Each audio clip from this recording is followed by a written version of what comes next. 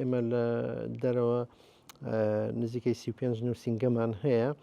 و ئەم نووسنگانە کاتێک ئێمە پرۆژەیەک ڕاگەیەنی دیارە لە کەناڵی بەڕێستان کەناڵی ئاسمانی پەیام و لە کەناڵی ئاسمانی بانگاواز بەرنمەکان پەخشەکرێ و پاشان لە سوۆسیال میدیاکانی ناوخۆ لە دەریشەوە پرۆژەکان ڕاگەیەندێ لەم ڕێگەیەوە کوردانی تاراوگە بە پرۆژەکانی ئەمە ئاشنا بن کە پرۆژەکان چیە بەتایبەتی لە موسیمەکانە لە ڕەمەزانە لە قوربانە کاتێک کە ئەیانەوێت بەشداری بکەن لەم پرۆژانە ئێمە حساب بانکیمان هەیە لە بەریتانیا و لە ئەوروپاش لە ڕێ ئەو حساب بانقیانەوە هەر پرۆژەیە کە ڕاگەێنین ڕفرەنسی تایبەت بە خۆی ڕاگەێنین و کوردانی تاراوگە لەسەر ئەو ڕفرێنسە هاوکاریەکانیان ئەگەێنن و لە زۆربەی شار و شارۆچکەکانیشان لە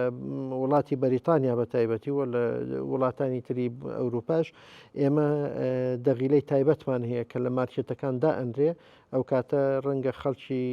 غەیری کوردیش هەر هاوکاری بخاتە دەغیلەکانە و هەمووی کۆکرێتەوە خرێتە حساب بانکی پاشان لە ڕێ حسابی بانکیەوە ئەم پارەیە ئەنێرێتەوە بۆ هەرێمی کوردستان بۆ بەشداریکردن لە پرۆژەکان